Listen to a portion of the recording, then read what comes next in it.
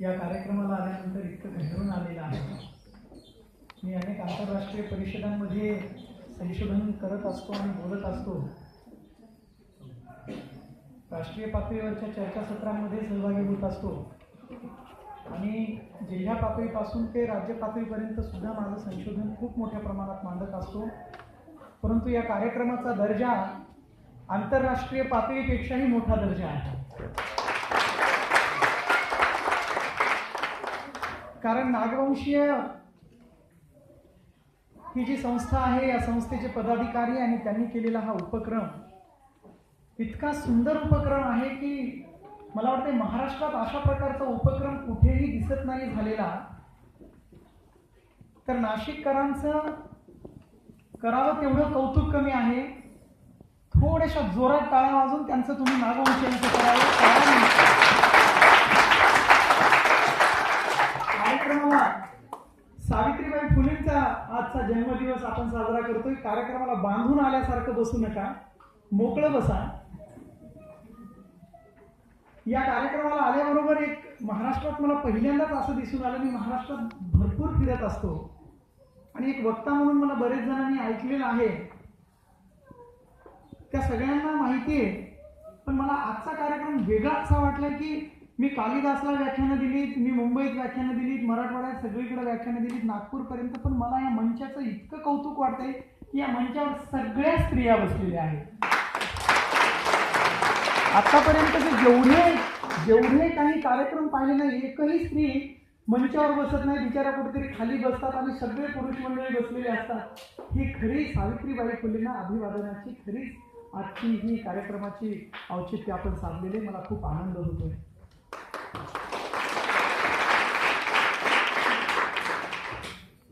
Doctor Babasaheb आंबेडकरांनी एक महत्वाची गोष्ट सांगितलेली, सांगतो तुम्हाला. तुमच्याकडे जर 2 रुपये असतील तर त्यातला 1 रुपया भाकरीसाठी आणि त्यातला 1 रुपया शिक्षणासाठी खर्च करायचा आहे. असा हा उदात्त विचार डॉक्टर बाबासाहेब आंबेडकरांनी जो आपल्याला सांगितलेला आहे, तो विचार बाबासाहेबांना कुठून सुचला असेल?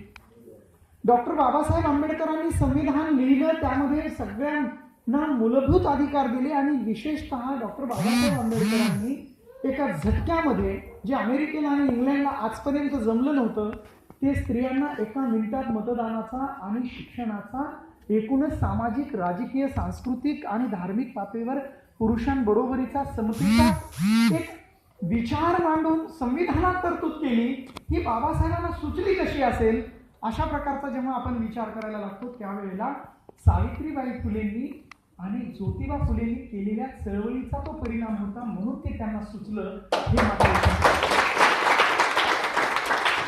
अशा प्रकारच्या चळवळी जेव्हा महिलांच्या सावित्रीबाई फुलेंनी केल्या, त्याच्यासाठी पाठबळ ज्योतिबा फुलेंनी दिलं आणि हे सगळंचे सगळं संविधानामध्ये बाबासाहेबांनी आणलं. जर ही चळवळ झाली नसती, सावित्रीबाई फुलेंनी केलेली चळवळ झाली नसती, तर कदाचित बाबासाहेब आंबेडकरांना संविधान सभेमध्ये महिलांसाठी तरतूद करत असताना देखील अडचणी आल्या असत्या.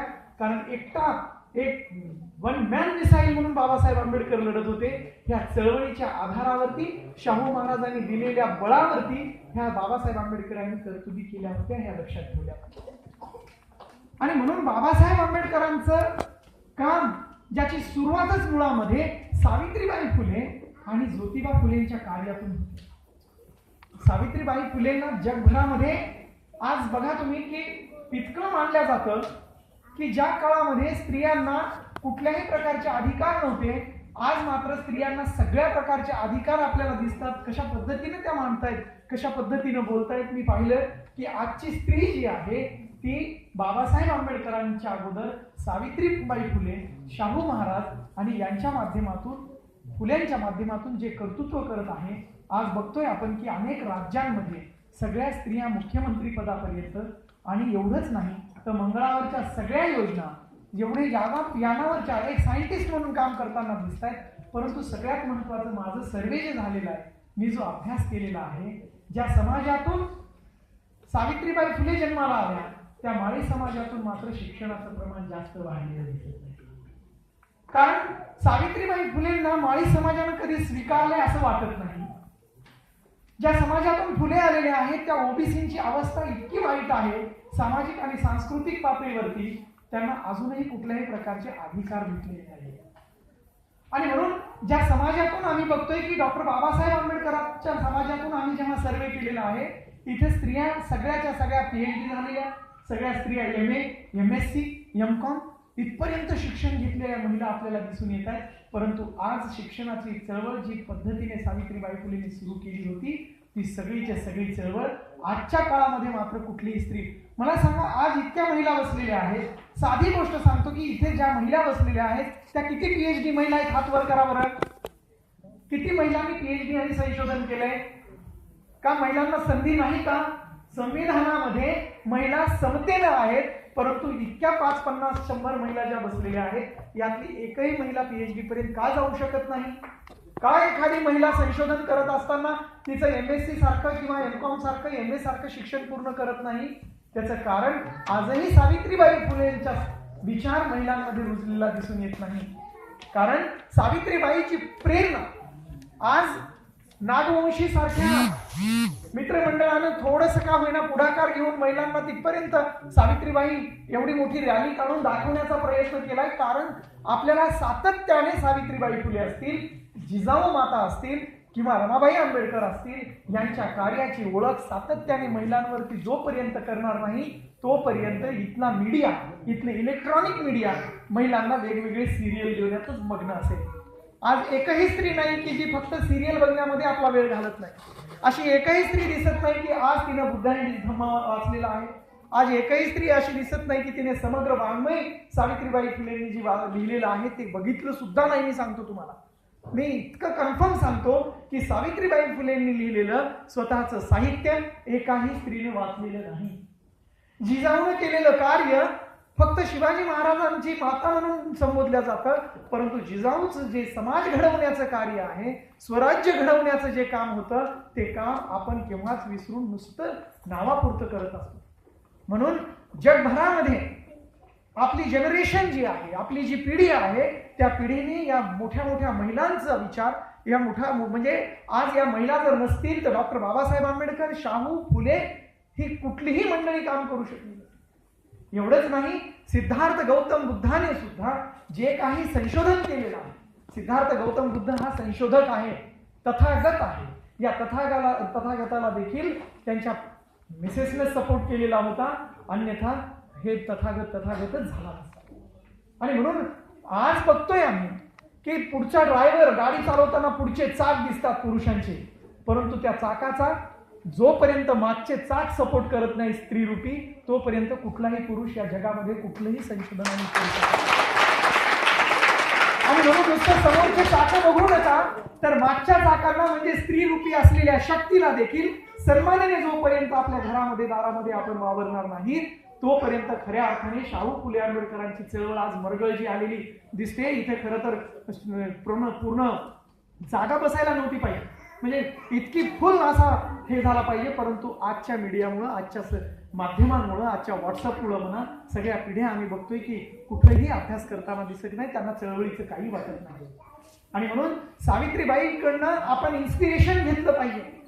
सावित्रीबाई फुलेंना या जनरेशननं 30 तारखेला 185 किंवा 184 काय असेल त्यांचा जन्मदिवस जो आहे तो आपण आठवण ठेवत असताना 5-7 गोष्टी सगळ्यात महत्वाच्या आहेत त्या आपण लक्षात ठेवल्या पाहिजे.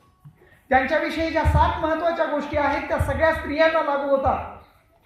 ती महत्वाची गोष्ट कोणती असेल तर त्या महिलेनं, सावित्रीबाई फुलेने, फुल्यांच्या म्हणजे पायनियर आहेत, ज्यांनी या बहुजन समाजाचा, एकूण दलित समाजाचा, एकूण शेड्यूल कास्ट शेड्यूल ट्राईबचा जो चळवळीचा पाया ज्याने रचलेला आहे, अशा फुल्यांना, अशा ज्योतिबा फुल्यांना, अशा क्रांतीवीराला सपोर्ट केलेला आहे.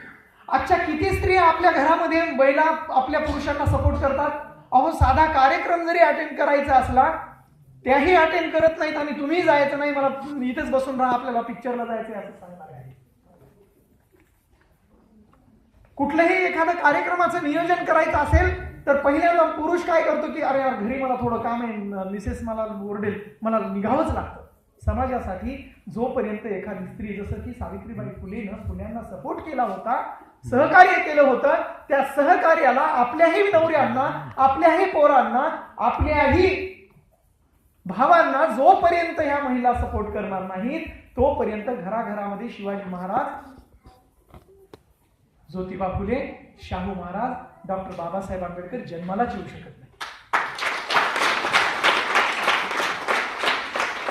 माझा मुलगा, माझा नवरा आणि माझं घर इतकं जर आता संकुचित महिला होताना दिसत आहे, त्याचा सर्वे झालेला आहे की मी माझं घर, माझा फक्त काही नाही. आजच्या महिलांना स्वयंपाकात सुद्धा, आता आपण सगळे ग्रामीण भागातून आणि अतिशय छोट्याशा एरियातून आलो, परंतु आजचं जे चित्र आहे महिलांच्या बाबतीतलं अतिशय विचित्र चित्र दिसून येताना दिसतंय.